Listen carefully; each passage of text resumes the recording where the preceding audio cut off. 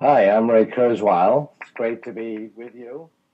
I'm a inventor, author. Some people accuse me of being a futurist. I recently joined Google, where I have the title Director of Engineering. And we have a great panel to talk about this movie, After Earth, which is coming out this summer. I think the trailer, which I suggest you look at, is very exciting. Looks like great entertainment, but it raises some very profound issues, which we hope to talk about today. And I'd like to just briefly introduce our illustrious panel. Will, you and I were last together on December 31st, 1999, at the Millennium Eve celebration at the White House. Absolutely. Yeah, absolutely. That was a fun time. And Will needs no introduction. As I've described this event to people, people say, "Oh, wow, he's the best loved actor and entertainer in the world." So I'll leave it at that. And Jaden, you look a lot like your father. I guess this is your second your second movie, starring with your father as a father and son duo. Pursuit of Happiness was a great success, and you also did a great job in Karate Kid. So I think we'll be seeing and hearing a lot more of you, Jaden, in the years ahead.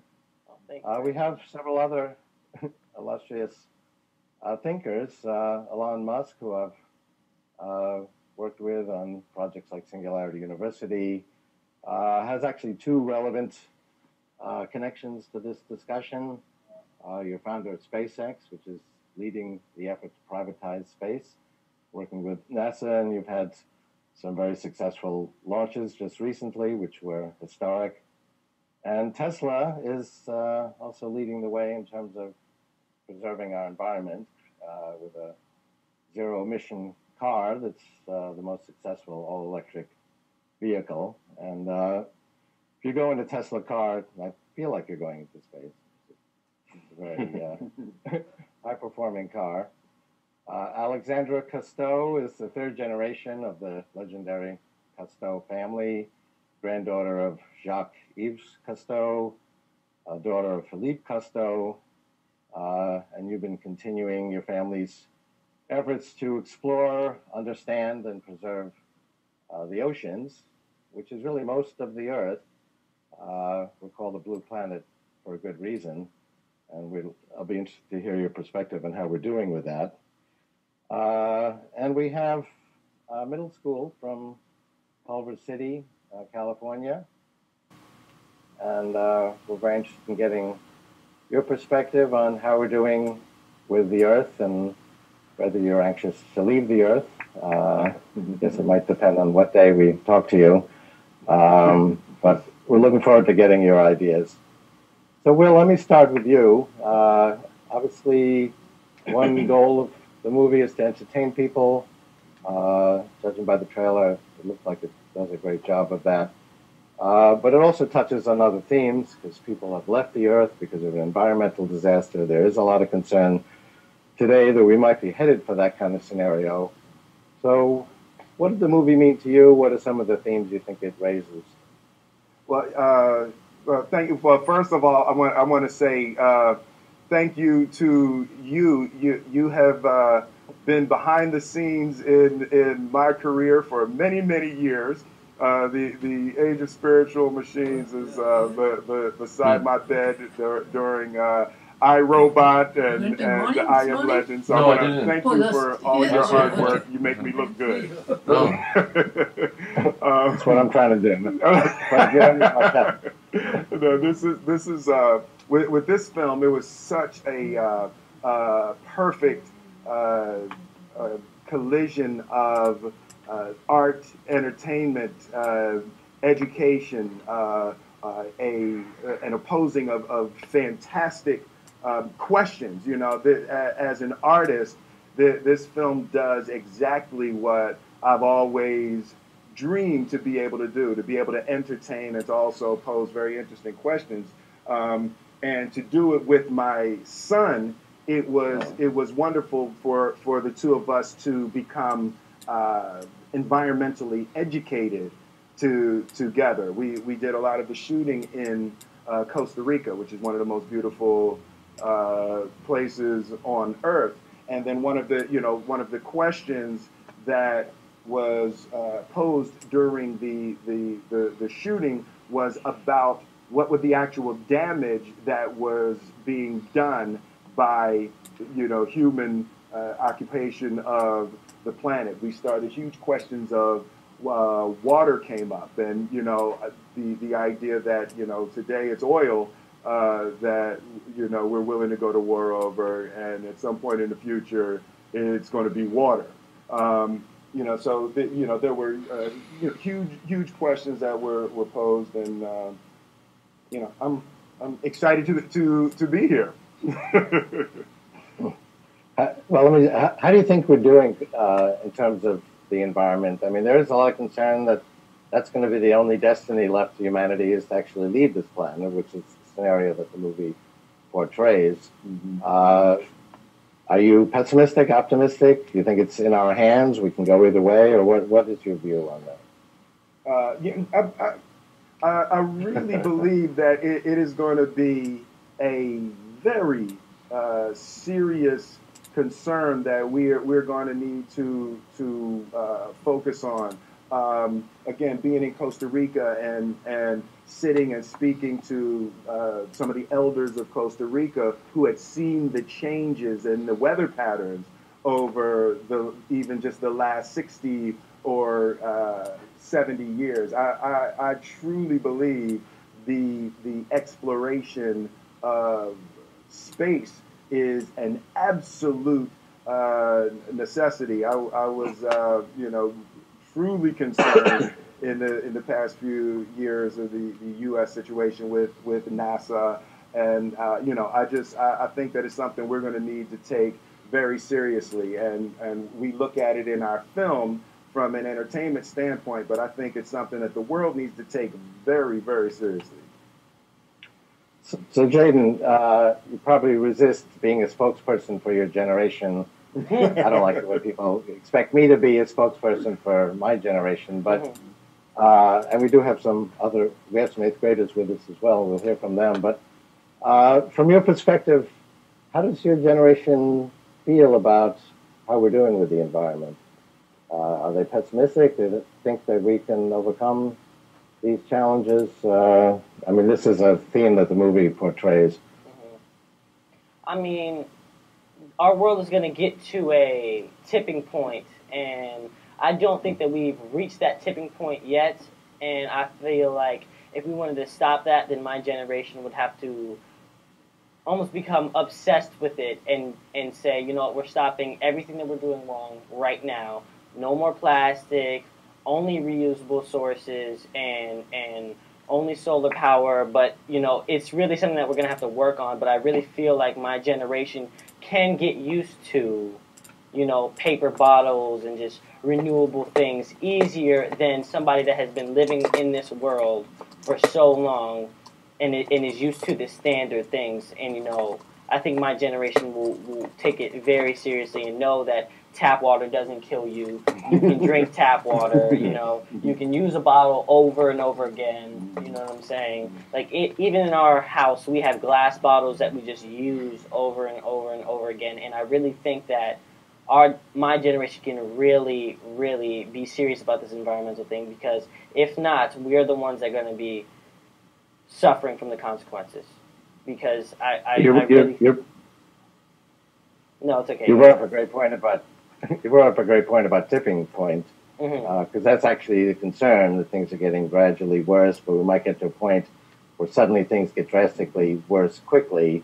Like if you bend a stick, it can bend, and then suddenly it snaps. That's a worry. We'll talk more about that. I'll share my views on how we're doing and what I think a strategy could be for addressing this problem in a moment. But Elon, as I mentioned, you have two connections to this issue. Let's start with space. Do you see space as something, a venture for us to learn more about the Earth and as a contribution to science? After all, in the original space flights, the computer chip was perfected, so that was one fallout of the space program. Or do you see this as a kind of vanguard for where eventually some human beings could actually leave the Earth, and that's going to be a survival strategy for humanity? Well, I think it's I think it's all of those things. I think we want to be a spacefaring civilization. I mean, history is going to fundamentally bifurcate in two directions. Either we're a spacefaring civilization, or we're going to be bound to Earth until some eventual extinction event. I mean, I'm fairly optimistic about the near-term situation in Earth, without suggesting that we be complacent. But I think a future where we are a spacefaring civilization out there exploring the stars on multiple planets is a very exciting one, an inspiring one, and certainly one which ensures that the survival of humanity the probability is much greater. So that's why I'm in favor of that. I mean, when we do explore space and go to far distant stars, systems, and so on, do we need to send biological humans, big, soft, squishy creatures, or can we just send small computers? Well, robots? I think we want to send humans. I don't know. I mean, I think we will send robots, but I think we want to send people too. And there's some potential for, even though it does sound science fiction-y, for warp drive to work and to be able to travel fast. Well, technically, to warp space such that you're traveling at the speed of light, but you've warped space so that space is actually traveling. Do you know what I'm referring to? Yeah. Or we could actually go through other dimensions, and places that seem to be far away could actually be closer through another dimension. Yeah, I'm less optimistic about that one. Yeah. But let me move to you, Alexandra. You're the third generation of a pioneering family seeking to preserve and understand and explore the oceans, which is actually most of the Earth. So how do you think we're doing? Are you optimistic? Are you upset with what's happening to the oceans? Well, I would have to say that I'm a little bit of both, Ray, to be perfectly honest. I am upset about what's happening here on Earth. We're on the knife's edge of either protecting this place that we live or losing an enormous amount of it. But I have to say I completely agree with Jaden in that this generation has an extraordinary opportunity to use technology that we've never had before, knowledge that we've never had before, and opportunities that we've never had before to actually take control of our use of resources at home, in our communities, to steward and protect our forests and our waters and all these places that provide us with the quality of our life and the quality of our health. And I think if this generation can't do it, then I will become much more pessimistic. But I actually believe that between the enthusiasm and passion of our youth and the technology and amazing innovation that we've had just in the past 5 years, we can go a long way to saving this world. Let me just share some of my perspective. I agree with a lot of the comments. Jaden had some great practical suggestions on how we can preserve our environment today. I agree with your comments, Elon and Alexandra. I am also take optimism from recent developments. Larry Page, my new boss, and I were asked by the National Academy of Engineering a few years ago to study all the emerging energy technologies and come up with a plan for the United States. And we selected solar as being the most promising emerging technology because we're applying advanced technologies, nanotechnology, to bring down the cost of solar. So the cost of solar panels is coming down very quickly. As a result, the total amount of solar energy in the world is on a rise. It's on an exponential rise. It's doubling every 2 years. And it's been doing that for 30 years. So right now it's a little over 1%. So people say, oh, 1%, it's a fringe player, nice thing to do, but 1% is not really going to solve the problem, ignoring the fact that 1% is only 7 doublings from 100%. And people dismissed the Genome Project when it was 1%, ignoring the fact that it was growing exponentially. Within 15 years, we could meet all of our energy needs with solar. Solar is actually cost comparative with other forms of energy like fossil fuels without any subsidies in different regions of the world. And that's as the costs come down some more, it'll actually be less expensive.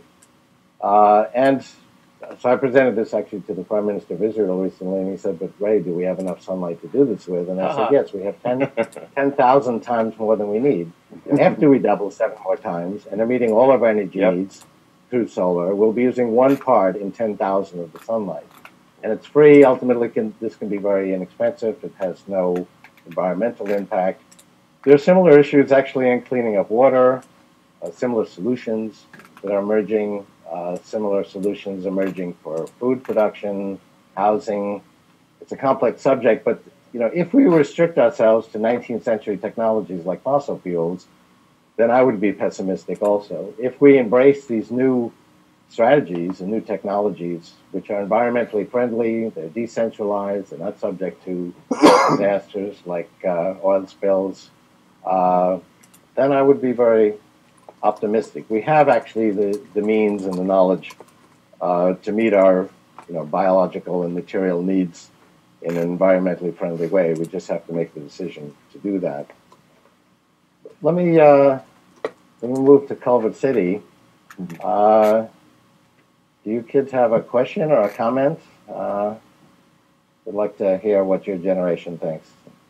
Well, we definitely agree with what Jaden said earlier. We know that we have to continue what is helping our earth, and we definitely have to keep using the reusable things. And we really have to do it and start acting now, because we have to make sure that our future generations aren't in trouble like we are right now.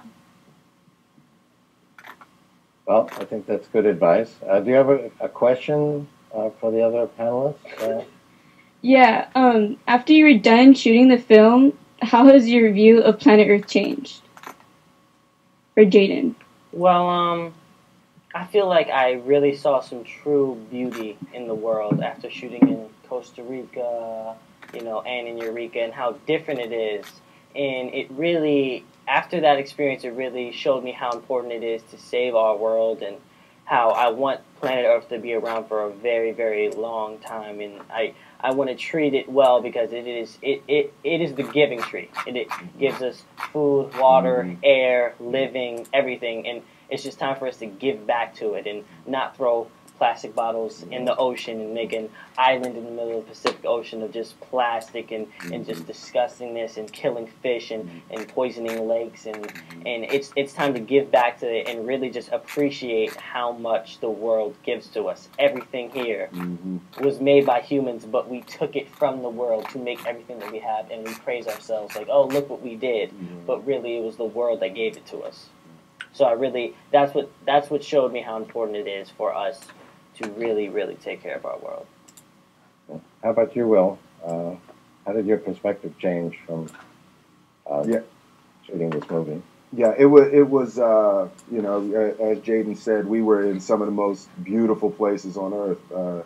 The Redwood Forest. We shot Moab, Utah, and Costa Rica. So, for me, I grew up in a different kind of jungle. I grew up in a concrete jungle, so I grew up in inner city Philadelphia. So it was, even something like, having my shoes off is something that I started to experience more beyond my 30s. I grew up with the idea that concrete was 80% of the environment. So this opportunity was a huge eye opener for me, and even I wouldn't say that there was a disrespect, but there was a lack of understanding. I didn't realize how delicate a tree or an environment or an ecosystem, even something that in the film industry we've been talking about is the footprint of your movie. When you take a movie into a space, you're bringing food, and you're bringing trailers, and you're bringing generators and all of that. And just really in the last 5 or 6 years has that even come my radar as something that's like, oh, wow, yes, you are bringing an organism into a delicate environment. A movie company is an organism. So I've become very aware of the movements of the things that I create and the companies that I'm involved with create in the earth. And I want to thank Jaden, because it's absolutely not something that I grew up with or was aware of. So let me ask you a different question. In the movie, you come back to Earth 1,000 years after this environmental disaster, and you find that it's changed quite a bit, and there's been a lot of evolution. Interestingly, there was recently a study came out that showed there actually has been a lot of biological genetic evolution of humans in the last 1,000 years. People thought that we had not changed very much in the last 1,000 years, and actually the evidence shows that there has been a surprising amount of evolution, biological evolution, in the last 1,000 years. My view, though, is that we're going to change much more dramatically through a different kind of evolution, technological evolution, rather than biological evolution in the future. In my view, 50 years from now, let alone 1,000, we're going to be very different, because we're going to merge with machines. You know, already extending our minds with, you know, these little devices we carry around. They'll eventually go inside our bodies and brains, connect our brains to the cloud, make us smarter, and we will, you know, evolve very dramatically in a matter of decades rather than centuries. But what's your view of that in terms of what you think the next 50, 100,000 years would bring, you know, even if we don't leave the Earth?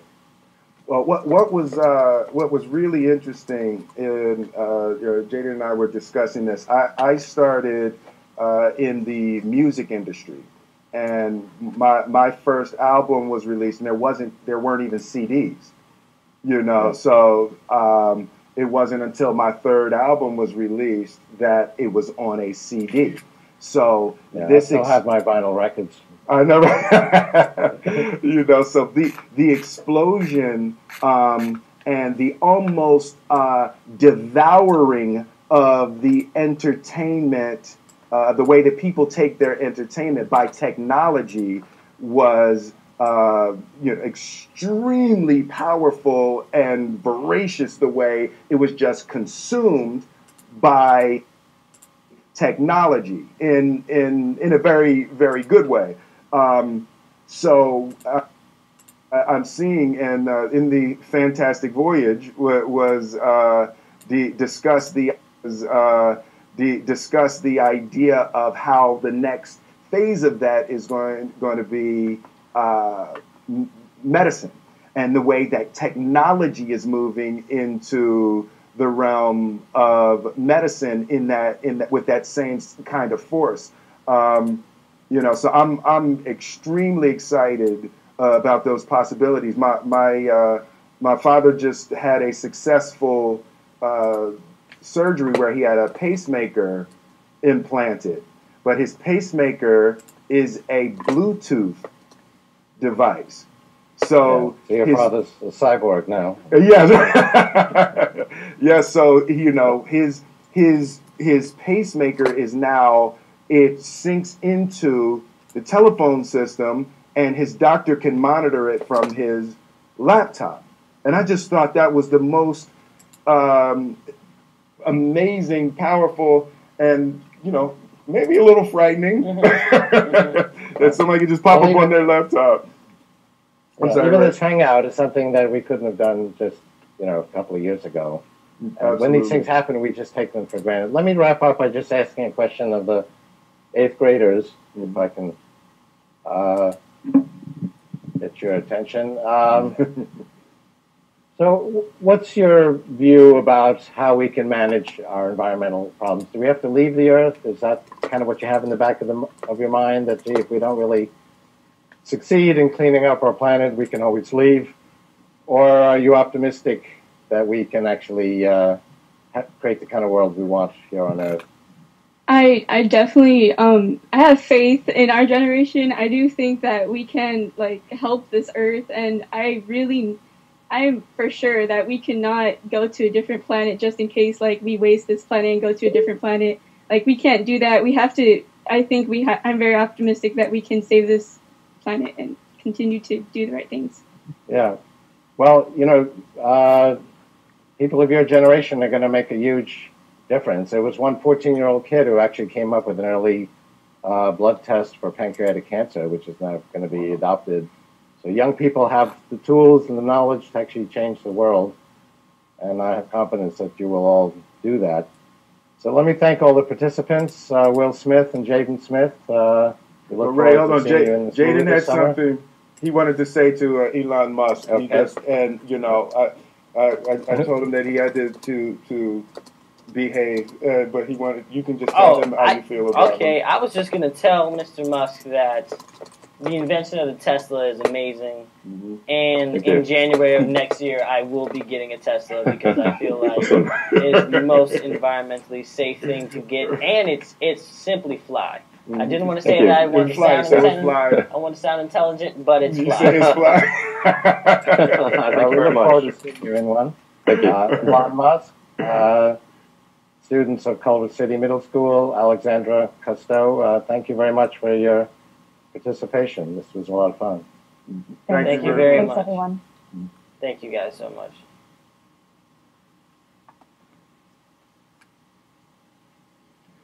Awkward.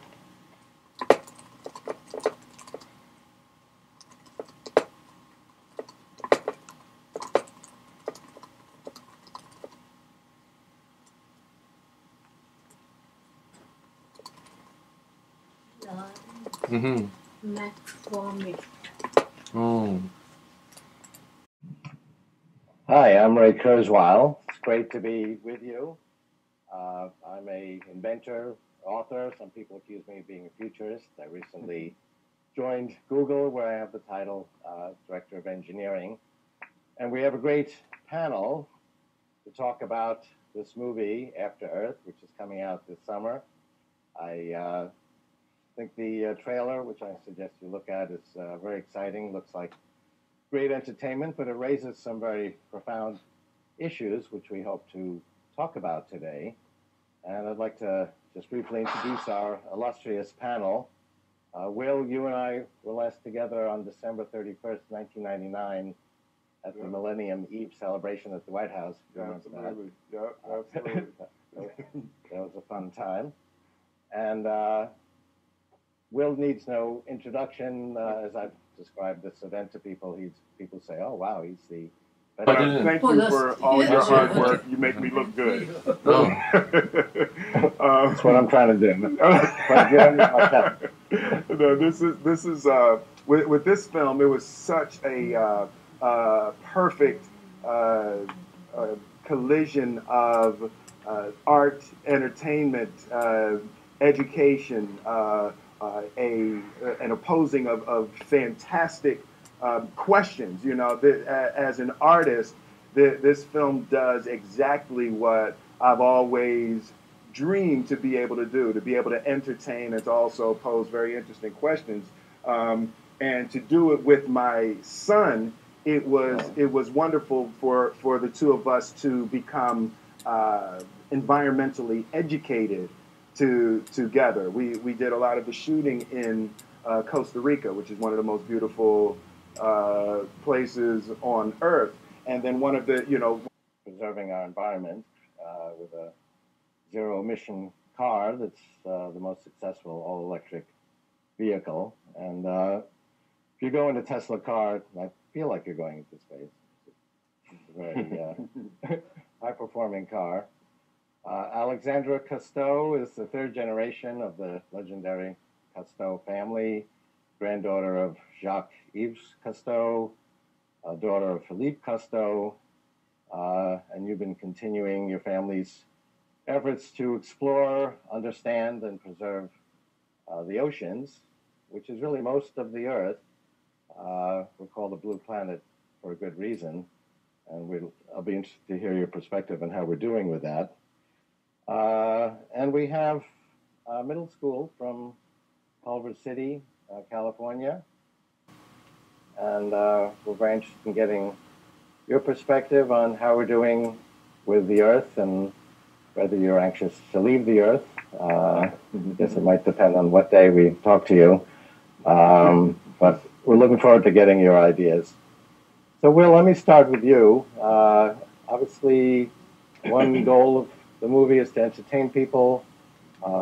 Judging by the trailer, it looks like it does a great job of that.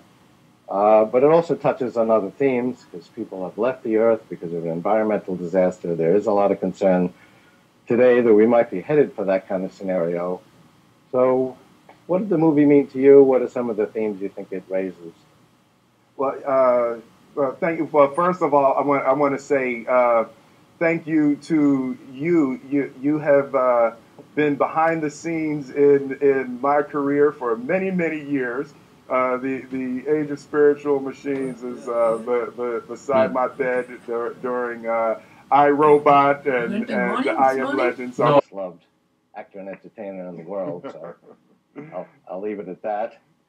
And Jaden, you look a lot like your father. I guess this is your second, it's your second movie starring with your father as a father and son duo. Pursuit of Happiness was a great success, and you also did a great job in Karate Kid. So I think we'll be seeing and hearing a lot more of you, Jaden, in the years ahead. We have several other illustrious thinkers, Elon Musk, who I've worked with on projects like Singularity University, has actually two relevant connections to this discussion. You're founder of SpaceX, which is leading the effort to privatize space, working with NASA, and you've had some very successful launches just recently, which were historic. And Tesla is also leading the way in terms of